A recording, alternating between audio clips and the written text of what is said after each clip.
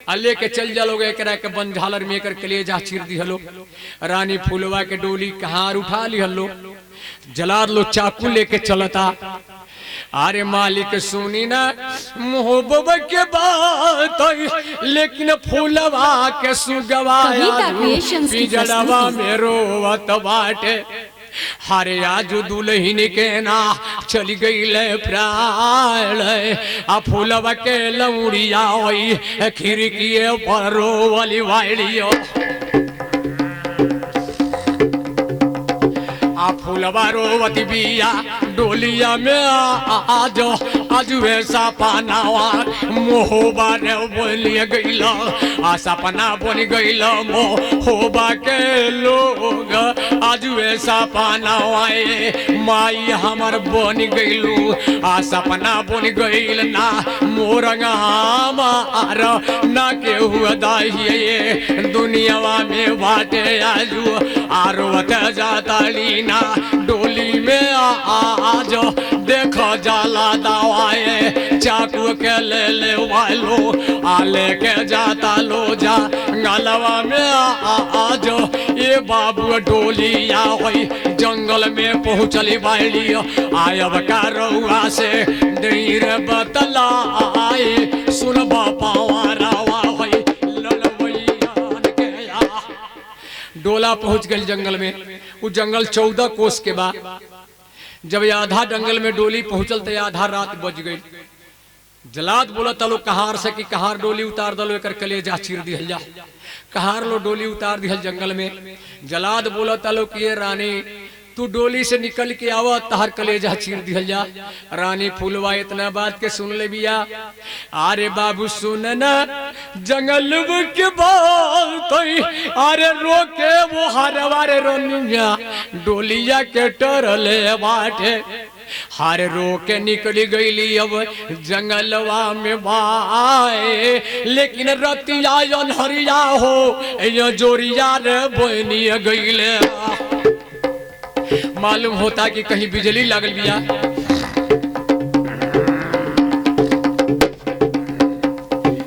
कहार लोग रानी फूलवा के सूरत देख करके घबरा गए लोग। जलादन के समझाओ तलो के जलाल ऐसा रानी के मुआइबा लोगे नरक हो जाई एक जिंदगी छोड़ दलो कोनो जानवर के कलेजा चीर के ले चल के रुदल से दिखला दिया लोगे कि मरी गई। लेकिन 3 गो जलादन के दया समा गई। वही में वो कानवा जलाद गई रहे। कानवा एक बार मुड़ी हिला दे कहे हम कोनो के बात नहीं मानो हम एकरे के मुँह आए। 8 गो कहार 3 गो जलाद 11 गो 11 मिल के अपने में राय कैले सा कि 11 जना के बीच में रानी के कानवा मुआ दी तो हमनी के जिगले के धीरकार बा हो सके 11 जना मिल के आ कानवे के मुआ दिहल जा। एकरे कलेजा चीर के ले चल रुदल से दिखला दिहल जा। कोनो धोती कोनो कुर्ता कोनो जेड़ दला कर जाए सबसवल्ला त पीठ पर बाजल कनवा बाप बाप चिल्लाए बाता टूट गई सीना के आ ऊपर गिलर येड़ के मार और सुनी माजला जमींदार की आ बेढ़ा दैब लगावे पार आका छब कह दिए अब तुम ना का। कानवा कहलस कि हमके मर बोलो का पई बोलो हमार दुल्हन राल हो जाई हमके छोड़ दस तहने के बतिया मानब। कहलस कहारा की आखिर पिटैले ह तब मान गईले ह आई बतिया पहले मनल रही तो इतना पिटाई ना हुई। जान बच गई कानवा के। रानी फूलों के प्राण बच गई। जलाद और कहार लौटे लगल लो। रानी फूला कहली कि भाई सुन माल असबाब खजाना मोहबा में छूट गई बा लेकिन है सोना के अंगूठी हमारी नैहर के ह लो लोग तोहर लोन के इनाम देता नहीं। अंगूठी के दाम 1.25 लाख बा। 12 जना अपने में बांट के बखरा लगा लिया लोग। जलाद और कहार चली आई लो। रानी फूलवा के प्राण बच गई बा। आके वो जंगल में जानवर के मारल लो करे कलेजा चीरल लो थाल में लेके जात लो मोहबा रात रुदल से ले जाके दिखा दिया लो कि लय मालिक तहार दुल्हन मर गई। रुदल कलेजा देखले तो मोची परताओ फिरे लगले कहले दुल्हन मर गई अच्छा हो गई। खजाना तूर के जलादन के इनाम दिले। जलाद लेके इनाम अपने घरे चली गई लो।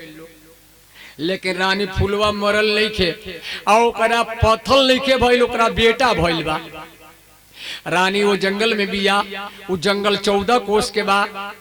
अरे बाबू सुनना जंगल के बात, अरे जब जब दर्द वो करा देहिया में उठत बाटे, रानी छोड़त वाली बजर चिघार, ए बाबू दुल्हन अपना रोवते जाती बिया,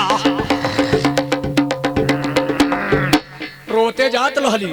लेकिन तौले दूगो शेर आवत से चरौरी पर, दोनों शेरन के निगाह पर गई।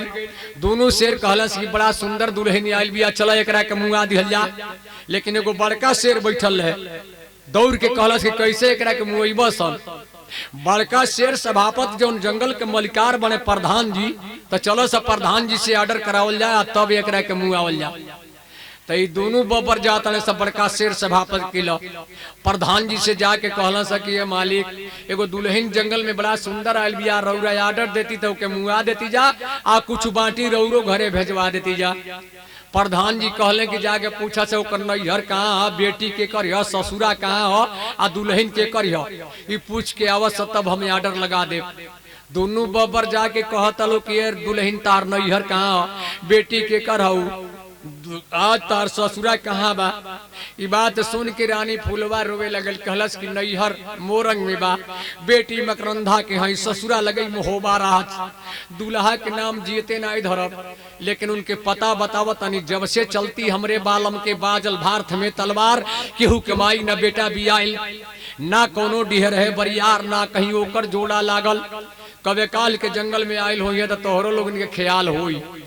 ये बतिया सुन के दोनों बबर जाके प्रधान जी से बतावत लो कि नैहर मोरंग में बतौले बिया, बेटी मकरंधा के हो, ससुरा लगई मोहबा रात, नाम न धैली अब बालम के, कहली कि जब से चलती बा दुल्हा के बाजल भारत में तलवार, केहू के माई न बेटा बिजाइल, ना कहीं जोड़ा ओकर लागल बा, कबे काल जंगल में आयल हो तब तहनी के होई ख्याल। प्रधान जी बात के सुन ले तो घूम के पीछे तकले तो एक बेर रुदल शिकार खेले गई है तो उनका पोछिया घेर के काट देले रहे, चटकी खुल गई प्रधान जी के।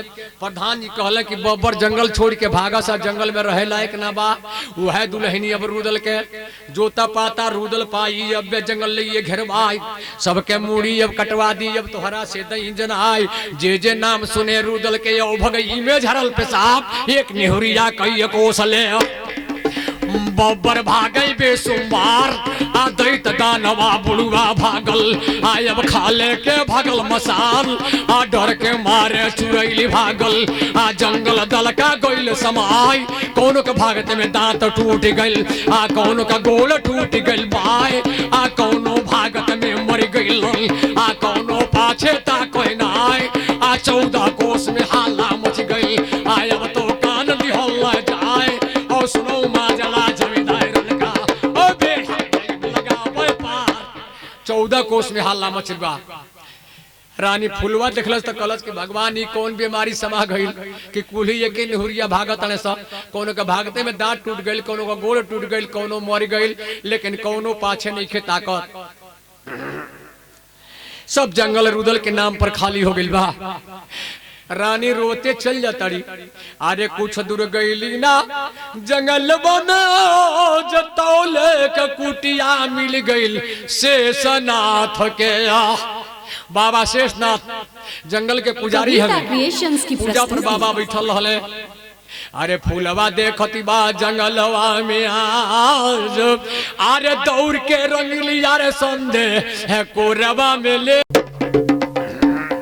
हाँ बाबा कहले सुनबे बतिया हमारा, हम साधु दादा बचपन से बनिए आजू, आ कैसे बेटी बना बन गईलू हमारा, कही के बतावा कौन विपत्ति बाटे आजू। रानी कहलस अपन विपत बाबा से, बाबा जब ये विपत के सुनले तो रोवे लगले, कहले बेटी बेटी रो मत, तहार दुख हो रही ना रोला से, हमरे कुटी में रहा, जोगिन बन जा, चंदन टीका लिलारे पर कल, अब पूजा कर, तू यही जंगल में रहा, हमार कुटी में रह, अपन समय बिता ल। ई बात सुन करके रानी फूलवा बाबा के बात मान गई। अरे बाबू मान गईली जंगल में ओ जया रे तहिया से जोगिनिया रे रोनिया आ जंगल में बन गईली बा।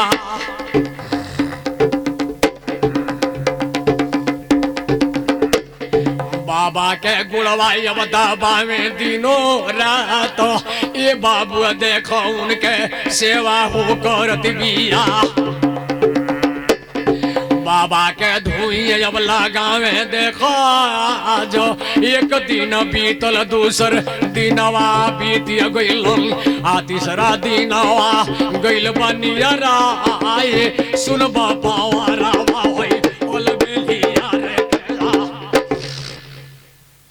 रानी जोगिन बन के पूजा करतिया, लेकिन मालिक जी हमार बात एने कहने छूट गई। कहानी इंद्रासन में गई।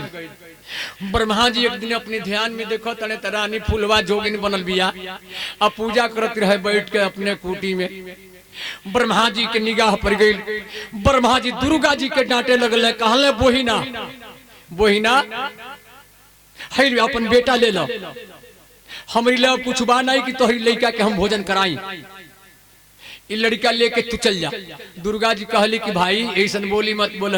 ब्रह्मा जी कहले हमारी मान के विवाह आई लड़का, लड़का तू अपन ले ला चल जा बन झालर में। अरे चल जइबू जंगल में शेषनाथ बाड़े जंगल में आ बाबा रख ले वाले सुरही होगा आई, ले जा बेटा दे दी हो शेषनाथ के। लड़का के दूध पिया के पोस ली है। दुर्गा जी कहली कि ब्रह्मा तहार मती पागल हो गई बा। बाबा पूछिए जे केकर बेटा हतम का बताई, आ लड़का के नाम पूछिए तो का बताई। ब्रह्मा जी कहले कि जा पूछिए तो कह दिया बेटा ब्रह्मा के हो, अगर नाम पूछिए तो कह दिया कि लड़का के नाम अमरजीत हो। ये बात कह करके ब्रह्मा जी बता दिले। भगवती बेटा ले करके अब आवतिया जंगल में। बाबा शेषनाथ पूजा पर बैठा रहले, ले आके दुर्गा उनकर ये कोरा में डाल दिलस। बाबा शेषनाथ के ध्यान टूट गई। बाबा डांटे लगले, कहला दुर्गा केकर बेटा लेके आ गई सौरी से। दुर्गा जी कहली कि बाबू ऋषिया मत, बाबा ऋषिया मत, ये बेटा हमरे भाई के ह। कहला ठीक भाई लड़का के नाम का बा। दुर्गा जी कहली लड़का के नाम अमरजीत बा। अबे राखा बाबा हम आवत तनी तो लेके चल जाए। बेटा के देख के दुर्गा जी चल गईली इंद्रासन में। उका है कि आवे अब ले जाए खातिर। लड़का लेके बाबा कोरा में बैठल रहले। कुछ समय बीत गल तब लड़का भूखा गइल बा। अरे रोवे लागल बा जंगल में अरे बेटी आज बेटी कही के शेषनाथ बोलत वाले। कहले बेटी सुनिए ले बे बतिया हमार है एगो बेटा हमारा कोरा में रोवत बाटे। लड़का के दूध आवाए देबू पिया आई, बेटा के नामा देखबर सुनल वाए। आसन दे उठ गइल ना पूजवा से बाए, दौड़ रंगीलिया आइली बा कुटियार में। लड़का के कोरावा में ले ले बा लगाए, बेटा के लेके राली कोरावा में चूमे लागली। आ बेटा मिल गइल जा गालवा में बाए, सुन बापावा रावा होई ओल बेलिया रे गया। आय बका तोहरा से देर बतलाए, पा गइलिया बेटा दुल्हन अब जंगल में भाइयों। लड़का जंगल में पा गई बिया। लड़का के लेके रानी बड़ा खुश हो गई बा। लड़का के रात दिन सेवा करतड़ी। लड़का के अपने नजर से नहीं बिसारत, ओके चूमे और चाटे लगली। जैसे चंद्रमा दूज के बढ़त है वही तरह लड़का बढ़ता। अरे मालिक सुनी ना दुलरुआ के बात, अरे 6वां महीनवा में लड़का डेगा डेगी चले लागल। 6 महीना में अमरजीत डेग उठा हरे लड़का चलत बाज गल के दरबार, ये बाबू डेगा 6 महीना में लड़का डेगा डेगी चलता। यही तरह से लड़का के समय बीते लगल। कहानी बाकी 12 बरस बीत गई लो जंगल में।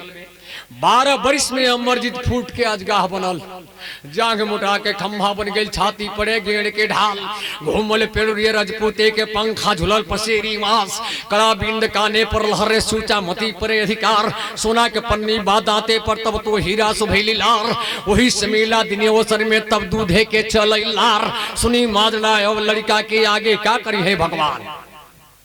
12 वर्ष के जब अमरजीत हो गई तो हमार कहानी ने बा, इंद्रासन में ब्रह्मा जी के नजर पड़ल बा लड़का पर। लड़का के देखले तो ब्रह्मा जी हंसे लगले, कहले कि बहुत अच्छा, अमरजीत सियान हो गई। तब ब्रह्मा जी घोड़ा के बुलौले, कहले घोड़ा सुन ले जा जू बतिया हमार, अरे जवनिया सवार बाटे तोरे पीठिया रे के आ, अरे उता बाटे हो जंगल के दरबार, लड़का के जूतावा गोड़े के आजू ले ला बाबू, आले लय अमर हो जीत के तलवार, ले ले बाबा लवाए अमर जीतवा हो गया, आले ल ले ला अग्नि के तलवार, जितना हो पूरा बाबा लड़वैया रे गया। जितना सामान लड़े वाला बा सब अपने पीठी पर ले लो। ब्रह्मा जी बात के कहले तो घोड़ा हंसे लगल, कहलस कि बहुत दिन प्रयासवार हमके ब्रह्मा जी देले बने। ब्रह्मा जी तलवार धो दिले पीठी पर, अमरजीत के जूता धो दिले ओकरा घोड़ा की पीठी पर, भल्ला गजबेला के धो दिले, अग्नि के बाण धो दिले, माने जितना शस्त्र लड़े वाला बा इंद्रासन से ब्रह्मा जी घोड़ा की पीठी पर दे दिले, आ कहले कि चल जा, जाके शेषनाथ के कुटी में उतर जइहा, आ वही जा तोहरे पीठी के असवार बा, लइका के नजर पड़ी तो तोहके पकड़ के ले जाई, उहे तोहरे पीठी के असवार बा। इतना बात सुन करके घोड़ा बड़ा खुश हो गई, कहलस कि बहुत दिन प्रयासवार हमके ब्रह्मा जी दिले बने, अरे सगरी ले ले लबा पीठी पर सामान लेकर के घोड़ा रे बबुआ बन झालरी में आवत बाटे, हाया के जुट गईले कुटिया के दारा बहार, घोड़ा उतर गईल बन झालरी में आ, हारे तौले लड़का के ना पड़ गईल बानी गा, देखो ता घोड़ा जंगलावा में आइल बाटे। अमरजीत कहले माई सुन बुरे बात, हई देखा घोड़ा एगो जंगल में आ गईल बा। अमरजीत कहलस कि माई बुझा था कोनो शिकारी हमनी के जंगल में आइल बा, हई देखा घोड़ा ले जाके छोड़ देले बा कुटी पर, माई जा तनी ओकर घोड़ा पकड़ के ले जाके बांध तनी, आयावत आता ओकरा से बतियावत तनी कि कितना जांगर ओकरा हो गइल बा कि घोड़ा हमनी के जंगल में छोड़ ले बा। दौड़ के लइका जाके घोड़ा के लुटकी पकड़ के ले जाके बांध दिलस, आ सामान उतार के धो दिलस। एक दिन बीतल, 2 दिन बीतल, तीसरा दिन बीतल, के घोड़ा जो है वाला नहीं के गई। अमरजीत कहले माई बुझाता उ डरे घोड़ा छोड़ के भाग गई, अब हमरा के आर्डर दो कि करी पीठी पर चढ़ के आज शिकार करी। रानी कहली बेटा शिकार खेले जई ह, लेकिन कोनो जानवर के जान मत मरी ह। अमरजीत कहले माई शिकार खेलब तोहरी कोरा में आई, कोनो जानवर के जान ना मारब, के मरला के चिंता बा, आगे कोनो बात के अफसोस बा, तू काहे ना जाला। रुदल कहले भौजी ताना मत मार, हमारा दुल्हन की मरला के अफसोस नहीं खे, लेकिन तोहरिए बोली पर आज शिकार खेले हम जंगल में जाई।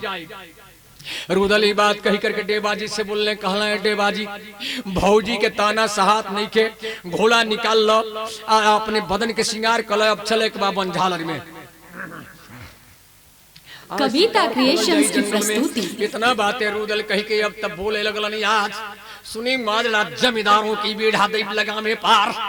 रुदल जूता राबड़ी गोड़ में डाले कलकत्ता के बोले नाल, धोती पहनल बन फ्यूली के तब तो एड़ी भर ले बाय, जांग मुटाइल खंभा पड़ गई, छाती पड़े गेड़ का ढाल, घूमल पिंडरी पहलवान का पंखा झुलल पसेरी मांस, कला बिंद काने पर लहरे सूचा मती परे अधिकार, सोना के पन्नी बादाते में तब तो हीरा सुभैली लार, झार पीतम्बर के पगड़ी तब सिरे पर ले ला लटकाए, इरथी तिरछी नाक दमन जब रसबुंदन का लिया कटार, जोड़ा तेगा बाठौना पर फुलिया झरे जवा जवाहर लाल, छप्पन छोड़ी मिर्जापुर के तब बगले में दबले भाई, पला हुनर भी पला जुनर भी तेगा रहे बिलायत बाल, चार कटोरिया नर चांदनी के चारों टाप घोड़ा के बाय, बार बार के मोती गु है दूधू हीरा दिला जड़काए, लुट की रंगले लटके सर में पोछी मेहंदी दिला छपवाए, 80 मुहर के हायलक लागे घोड़ा की गर्दन दिला लगाए, गिरमिट डाल दिया लोहा के ता पर गोली बेड़ हो जाए, 7 को तावा है सीना पर जई में बरछा चुमुस न खाए, दुगो गुलफा है सोना के दोनों कान दिया जमकाए,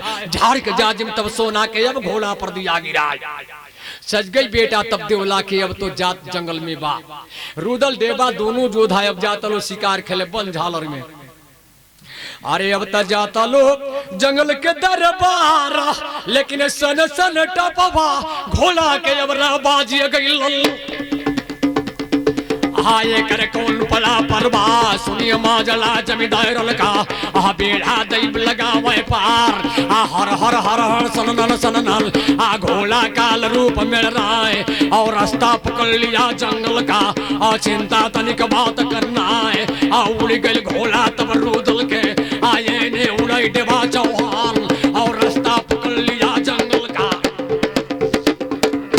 जब पहुंच गए लो जंगल में तो जंगल 14 कोस के बाद घोड़ा उतर गए लो जंगल में, देखत ने रुदल तो सगरी साउजन पर नंबर बा, कोनो के आंख फूटल बा, कोनो का गोड़ काटल बा, एगो कोनो का लुटकी काटल बा, कोनो का नकवे काटल बा, कोनो का नंबर पीठी पर बा, रुदल कहलस के देवा जी मालूम होता कोनो शिकारी हमनी के जंगल में आइल बा, सारा साउजन पर नंबर लगा देले बा, आज पैती हम ओकरा के तब भल्ला से देती मुंह आई, एक बात रुदल कही के जब इतना तेज बोलल कि 14 कोस के जंगल में दल का समा गई, लेकिन अमरजीत अपनी माई की कोरा में बैठ के दूध पियत रहल, अमरजीत कहलन माई सुनबे रे बात, अरे दहिना पंजरिया रे माई बड़ी जोर से फरकत बाटे, हमरा के आडर माई दे तू हो लगाई,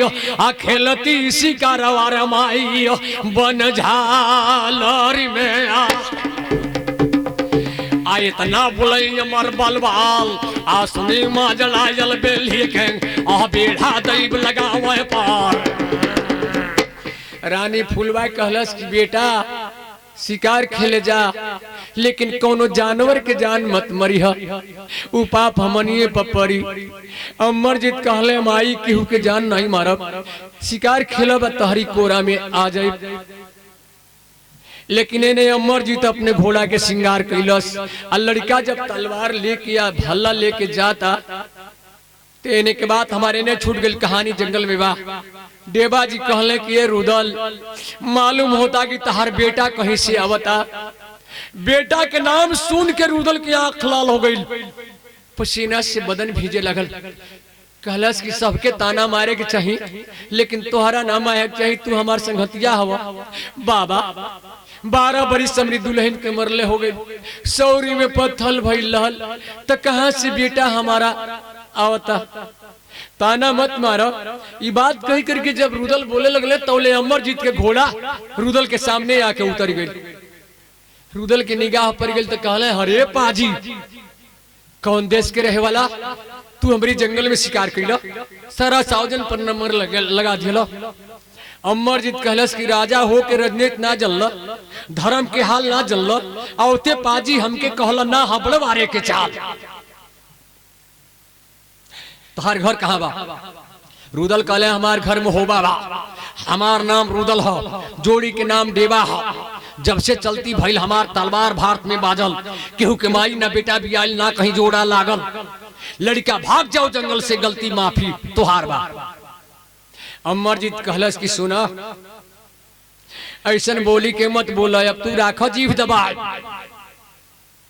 शेर बकरी हमके मन समझा धरते कान जास में मिया, चांद सूरज के अब तर जाई धरती छोड़ जाई आसमान, पाथल बादल के टर जाई है गंगा छोड़ समुंदर जाए, जौले प्राण रही धाजा में जंगल छोड़ के भागब ना, कहे कि हमार जंगल में घर बा, ये बात कही के लड़का बोलल, कहलस कि लड़का तरीका तू मन कहा, और लड़का ला गई बाप तो हार कड़ुआ पानी मोहबा वाला, हा कड़ुआ बोल सहा ना जाए जरा कले जा तब रूदल के गोसा गई बदन में छाय बोलल बेटा तब देवला के और लड़का सुन लो बात हमार बेर बेर कहीं बात नहीं मन लो हमरे बात गईला दोहराए संभर के बैठ जाओ घोड़ा पर मुख में रेल दई तलवार इतना कह के रूदल बोलल लड़का फान भइले असवार बात बात में झगड़ा मच गई पाछे उखड़ गई तकरार सुनी माजला तब जंगल का ओ बेड़ा नहीं लगा वह पार वही से मिला दिन अवसर में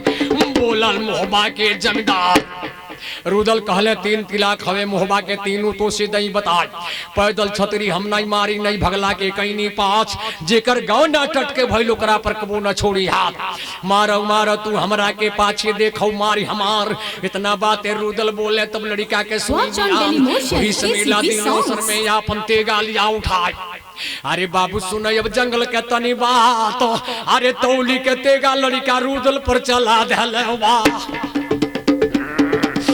हाँ बाबू ना चलबा जंगल में तलवार तोरा बाबू तेगा लबा में नाच गइलो लेकिन बेटा खिलाड़ी बा देवला के सूधे कुदई 18 हाथ झूठा तेगा गिरल लड़का के लड़का हाथ में से रह जाए पहला वार जब खाली पड़ गई पाछे क्या करबा भगवान दूसर तेगा तौल के मरले जब रूदल पर दिया चलाए हरे लड़वैया मोहबा गढ़ के जिकरा कालो के डरना है आवत तेगा रूदल देखे 5 डेग पाछे चढ़ जाए झूठा तेगा गिरल लड़का के लड़का हाथ में से रह जाए दूगो वार जब खाली पड़ गए तीसरा मरले है तलवार वही समीला दिन अवसर में तब रूदल के सुनी बियान उ लड़वैया हम मोहबा के जिकरा कालो के डरना है बावे से दहीने रूदल कुचल झूठा गिर गई तलवार 3 गो तेगा अमरजीत के तीनों खाली चल गई बा गोर बदने अब करिया हो गई मुंह पर मार दिया बौछार अमरजीत रोवे लगले कहले हे भगवान बचीना प्राण अरे लड़का रोवे लागल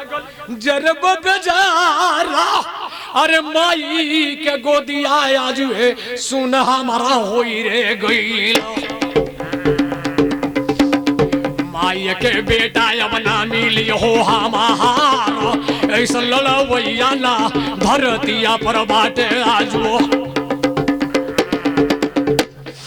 अमरजीत रोवत अड़े लेकिन चौथा बेरे अपन भल्ला उठौलस लेके नाम जब बात जब तन भल्ला दिया चलाए चमकल भाला गज बेला के अब तो कई जोजन मिल रहा है बोलल बेटा तब फुलवा के रूदल सुनौत बात के आज संभर के बैठा तू घोड़ा पर अब की प्राण बची ना आज भाला लौटल कई जोजन से सोझे लाद फाट गिर जाए नजर घूम गई अब रूदल के जो भाला पर गई निगाह आवत भाला रूदल देख ले अपने करे ढाली के जाल वज्र चोट ढाल पर गिर गई बादल टूट गिरल भार आए ढाल फाट गई अब गेला के बाबू सुन लो बात हमार फुलिया झड़ गई ढाली के एक कौन पड़े पर भाई दाब के भाला पजरी निकलल अब रूदल के सीना पर जाए चोट समा गई बा सीना में बाबू सुन लो बात हमार गिर गई बेटा तब देवला के सोझे आंख बंद हो जा हरे अब तक गिर गई रूदल है बालावा सुन बाबा मारा भाई जमींदार वन का भाई जब रूदल गिर गई तब लड़का दौड़ के जाके सीना पर चढ़ गई उल्टा मुसुक चढ़ा दिलस गोरखी लौर कान में शीशा आँखी में पटर मुहे में खपचार डाल दिले बा हारे ऊपर मारे लागल ये के मारी मर मर बतावा सीना के इनके बोले लागल अब रूदल छोड़ दिले बाबू जरे चिघार गिरे लगल मारी आजू बाबू जंगल में लाओ रूदल के पिटाइल जब डेबा देखल है तो धीरे धीरे घस के लगल रूदल का डेबाजी 12 बरिस ले कुकुर जियल अब सो रहे जिये सियार बरिस 18 36 जियल अधिका जिये के धिरकार मरन खटोला आगे धादा हो जा मरने पर तैयार जहां देखबा दही चूरा लोटा से फोड़ देबा कपार लोहा देख के पीछे भागई ना हवे मर्द के काम डेबाजी कहले कि बरियार ताना रूदल हमके मरला मुहबा हंसी गुर गमार हंसी सुंदरी मुहबा गढ़ के यहाँ चल मुहे दे लगाई आ चूड़ी की पाछे फुअरी हंसी था 3-3 बीता चूतर दिया से उठाई डेबाजी कहले के लड़का जैसे हमरे जोड़ी के बंधले बड़ा वही तरह हमरो के बांध कहला अमरजीत के तैयार हो जा बात बात में झगड़ा मच गई, पाछे उखड़ गई तलवार, मार बाज गई अब डेबा से अंधाधुंध चले तलवार। हाँ चमकल भाला गजबीला के औला का गिरे लगल तलवार। आ बड़ी मारी दोनों में बाजल, आ जंगल चलली भयंकर मार। आ सुनी माजला तब दोनों के आ बेढ़ा दैब लगावे पार। आ थोड़े समय बीतल जंगल में आ अमर कैद लिया करवाई। आ उल्टा मुझुक लगल देवा के आ गोरखे लौड़ दिया डलवाई। और कान में शीशा आँख में पटम आ नूहे डाल दिया खपचा। जब मार के गिरा दिले बा देवा जी के आ बंधा लाग गई। आई ऐसन एड़ तौल के मरलस की देवा जी के 3 गो बाता सीना के दब गई। बाबा कहले कि लय रुदल हमरो पूरा करवा दिहल। जानत रहल कि जोड़ा दुनिया में नहीं खे तो लय आई तहार जोड़ो लाग गई। रुदल हाथ जोड़ के बोला तड़े कहले लड़का हमारा के जियदान छोड़ दो। लवट के चल मोहबा जाई आ कहियो हमरे घरे अइबा तो तहरा के ऊंचा कुर्सी पर बैठाए, तोहरा के पान के डब्बा तोहरी आगे धरब, तोह के शरबत घोर के पियाई, तहार नेकी ना भुलाए, तह के पंखा डोलाए। अमरजीत कहलन कि रोवा मत, ई झगड़ा हमरी मान के नहीं खे, झगड़ा हमरी माई की मान के बा। हमर माई बैठल बड़ी जंगल में, जा तनी माई से कहब, अगर खोले के कह दिए तो आवते खोलब, आ काटे के कह दिए तो हमें आवते काट दे। ई कह के अमरजीत चल जाता। रुदल कहियो राम के ना भजे तहिया सीताराम सीताराम सीताराम कहता। कहलस कि हे भगवान सुननी की सबके लाज तू ही बचौला, ओकरा से पहले ओकरी माई की कंठे में समा जइतो कि छोड़े के मुंह से निकल जाए। तो लौट के चलती तो हर कीर्तन कहती, रामायण कहती, पंडित लोग के विदाई करती। देवा जी कहत रहे भाख पूजा केतनो भखब का जने ओकर माई का कही।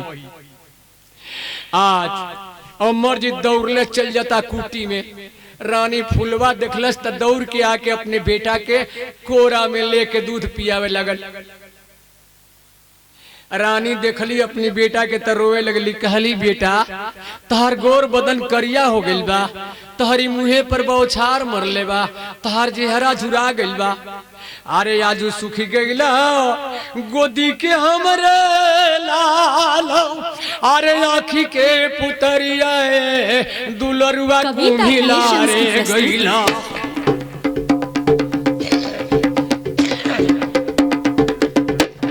कह केतना विपत्ति अब ना पड़ल तोहरा बाए, कहे तुहर हालत ऐसन बेटा आज बन गइल। हमसे कह के देवाना बतलाए, ये नरबतिया दुलरुआ सुनत बाटे, आ झर झर रोवत बाटे। जंगल में आज रो रो विपतिया माई से बतलावत बाड़े। आ माई सुन न लेबे बतिया हमार रुदल डेबाए मोहबा के आइल बालूम। माता जंगल में ना बाटे लो आज, ये माई झगड़ाऊ हमारा से कैले वालो। दोनों से बाजलना जंगल में तलवार, लड़ते लड़ते माई हडिया झुराए गइल। आ कोनो से माई बचल बपरालो, दोनों के उल्टा मुसुक जंगल में लगौले वाइनी। 3 गो बतवा माई तुरल बानी आज, कोला के चली वाइनी। आई अब का तुहरा से देर बतलाई। रानी फुलवा से अमरजीत बताओ तड़े की माई ओकनी के नाम, एगो के रुदल नाम है, एगो के डेबा नाम है, और ओकनी के घर में हो बाबा। ये बात सुन करके रानी फूला रोवे लगल, बड़ी तेज रोवे लगल। रुवाई सुन के अमरजीत घबरा गए। कहला माई तोहरा का हो गल कि इतना तेज से रोवे लगलू। फुलवा कहलस कि हम रोवत तनी यही खातिर कि ओ लोन के मुआ देब तो ओ लोन के बेटा टूअर हो जाइलो, और ओ लोन के दुल्ही राण हो जाइलो, तो ई पाप हमने पर पड़ी। बेटा जा जा दोनों जने के बांधा खोल दियो, लेकिन 3 गो क्रिया खिया के तब खोलिया, न तो थेथर लड़वैया मोहबा के उठियो के लड़ी है सब। ये बात सुन के अमरजीत चल जाता। उन्हें डेबा जी देखले कहले रुदल हो देखो करमाई ने जने का कहले बिया दौड़ले आवता। अमरजीत जब लगे आ गई तो डेबा जी कहले बाबू तहर माई का कहली ह। अमरजीत कहता कि माई कहलस कि जाते काट दी ह छोड़ी ह मत। बाबा के नीचे के बोली नीचे है ऊपर के ऊपर है बीचवे सांस टंगा गई। कहला लय करमाई निमन कहले बिया। लइका कलश के रोवल मत 3 गो क्रिया खा लोगे आ 3 बेर थूक के चाटल लोगे हम तो उनका बाना खोल दे। 3 गो क्रिया कौन चलावे 100 गो गोबर गोबर खा लिहल लो और उतना पिटाइल घरे रहत लो तो उठियो के पानी नहीं घोटाइत। लेकिन जब लइका बाना खोल दियलस तो दोनों जने अपन घोड़ा लेके बेहोश में भागत लो। रुदल कहले डेबाजी हई पिटाइल भौजी से मत बताइह। बाबा कहले नहीं बताई तबो तो चिन्हा जाए गोर बदन करिया भइल बा मुहे पर बौछार मरले बा चेहरा झुरा गइल बा कहबई देहिया नीचे के बगली में हुर लिया कि ऊपर की बगली में चुरा ली। रुदल कहलस कि तब हम मोहबा नहीं जाए जा तनी दुनिया में भिक्षा मांग के खाए। बाबा कहले बुरबा कवा अपन पिटाइल के बतावेला चल चल जा मोहबारा। सुनी माजड़ा जमींदारन के बेढ़ा दैब लगा में पार वही समेला दिन अवसर में हरे दोनों जाता लो मोहबा के राज। अरे तवलक नजरिया रे बबुआ सोनवा के पोरिना गइल।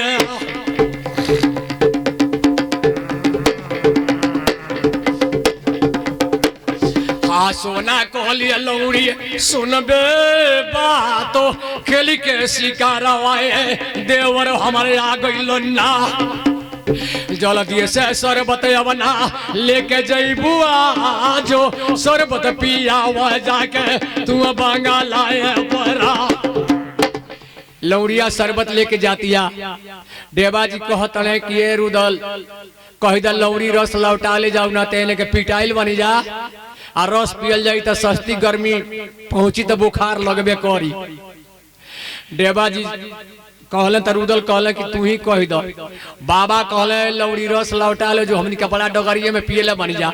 आई नहीं खेलो कहत के हमनी कपड़ा पिटाइल बनी जा। रस ले जाके लौड़ी धोत गेलस कहलस कि बड़ा डगरी में पियले बलो। ई बात सुन करके रानी भोजन बनावतड़ी भोजन।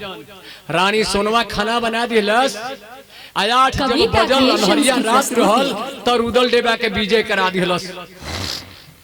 रुदल डेबा लोटा के पानी लेके जब जाता लो अंगना में तो देखो तले रुदल तो सखी कोठरी में दिया जरत रहल। लेकिन जौना घर में रानी फूलवा रहे ओई में दिया नहीं बारल रहे। अरे रुदल रोवल जात अंगन में बाप हर दुल्हन आया जो सपना रे बनी गईलू घरवा में रही तू आया जो दुल्हन हमारा अपन पिटाइल रोनिया तो हसे बता रे देती देहिया के सेवा यवना कह दे तू हमार। अरे झर झर लोरवा एक दिन रुदल के बरसत बाटे। अंगना में मुनवा बना परिए गइल बाए तौले का भोजन सोनवा लेके होया गइल बा। रानी सोना तौले भोजन लेके आ गईली। ले आके दे देहली। रुदल कहले कि ये भौजी ई खाना उठा ले जा हमनी के मन नहीं करत खाए के। रानी सोना ई बात सुन के ताकत किया था इनके गोर बदन करिया भइल बा मुहे पर बौछार मरले बा चेहरा झुरा गइल बा। रानी सोना कहली देवर जी ई तोहार हाल का भइल बा। रुदल बतावत नहीं खन। देवो जी बतावत नहीं खन कि हमनी के पिटाइल बनी जा कुछ बोलत नहीं खेलो। लेकिन रानी सोना कहलस अरे सोनमा कहलस देवर सुनबर बात। अरे सावन के पछुआ आजू सना रे सनवा डोलत बाटे सावन के फुहारवा आजू चलत दिन रात सावन के कजरिया देवर काशी जी में बीतल जाले। कहलस कि चलो तनी हमके काशी में नहवा दो मेला देखावा काशी जी के।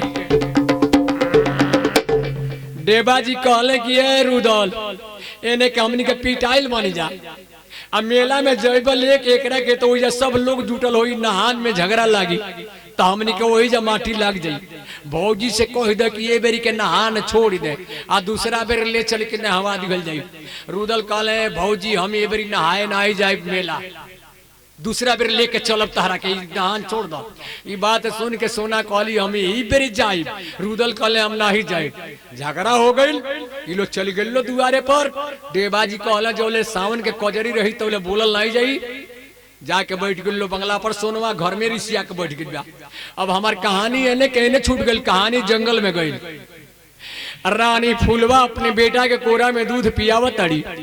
अरे फूलवा कहलसी बेटा सुनबो बात, अरे सावन के कजरिया बेटा काशी जी में भी तो जाले। तनी हमके मेला में देता हो ना वाइयो, दूधवा पियवला के फालवा हो जाई तना। ई बात सुन करके अमरजीत बोलल, कहलस कि माई रोआ मन, जल्दी तैयार होकर हम ताके मेला ले चली, काशी में दिखला दी, नहवा दी गंगा जी में। ई बात सुन करके फूला रोए लगली। कहली बेटा कैसे मेला लेके चलबा? वही जा सब लोग जुटल होई आ सब दुल्हन आइल हुई तो डोली में आइल हुई। हमरा न डोली बा, न कहार बा, न गहना बा, न साड़ी बा। बेटा केरा के ढाला हमरी डाले में बा, ई केरा के ढाला हम पहले बने, हमके लेके मेला चलबा, के गा लेके चलबा? ये रूप में लोग देखी तो के क्या कही? अमरजीत बात सुन करके रोए लगल। कहलस कि माई रोआ मत, हम तहार डोली कहार लेके आई, तोहरा के डोली में बैठा के मेला लेके जाई। ये बात कह के अमरजीत अपनी घोड़ा पर बैठ गइल बा। हरे लड़का बैठ गइल घोड़ा पर आजू बाए, सुनब पवारा जमींदारवा न गया। अमरजीत घोड़ा लेके इंद्रासन में पहुंचल बा। ब्रह्मा जी के निगाह पड़ गई, बेटा के देखले तो ऊंचा कुर्सी धरवा दिले, पान के डब्बा धरवा दिले। अमरजीत के पंखा पकड़ के बैठा दिले। कहले बेटा अपने माई के हाल बतावा। अमरजीत रोवे लगल। कहलस की माई के हाल का कहीं? माई के मेला जाए के ललसा बा, काशी में मेला लगल बा, न डोली बा, न कहार बा, न गहना बा, न साड़ी बा। माई की केरा के ढाला डाले में बा। यही दिन के रोवतानी की माई के मेला हम कैसे लेके जाए? ब्रह्मा जी कहले कि बेटा रोवा मत, डोली कहार तोहरा के हम इंद्रासन से दे दे, तोहरा के दे दे सारा सामान तोहरे माई के ले जाके पहिरा के मेला लेके जाई। लेकिन अमरजीत के समझाओ समझा के बैठोले। आ ब्रह्मा जी इंद्रासन से डोली और कहार आ जितना दुल्हन के श्रृंगार रहे तो सगरी मंगौले। आ कहले अमरजीत ले ला, आ लेके अपने माई के ले जाके नहवावा काशी में, चिंता मत कर। अरे मालिक सुनी ना बंगलवा के बात, अरे डोलिया कहारवा रही न राशन से मिलल बाटे। हारे बाबू मिल गई लेना सगरी सामान, सगरी पोसगवा रंग लिया के लेके आयु। लड़का आवत बा जंगल के दरबार, सन सनटा पावाई घोड़ा का बाजी गिलन। आयब का रउआ से देर बतलाई, सुनबा पावारा जमींदारवान के आ गई। अमरजीत कहले माई है डोली कहार तहार आ गई, तहार गहना साड़ी आ गई, तू नहा जल्दी से तैयार होकर माई। अमरजीत इतना बात कहले त रानी फूलवा अपने घर में चल गई, कुटी में जाके नहाए लगली। नहा के अली तो झांपी खोल के पहिरे लगली, सारा कपड़ा पहिरो हिर करके अपने तैयार हो गई। अब आयल बिया कुटी से निकल के तय अमरजीत के नजर पड़ गई। अमरजीत कहले माई सुन बुरे बात, माई तोहके चुरैली हम जानो तो रहनी, लेकिन माई सचो आदमी बारू, जल्दी बैठा डोली में हम ताकि मेला लेके चली। हाँ इतना बोल गए अमर नवलावा ए बाबू डोलावा में फूलवा बैठल बिया।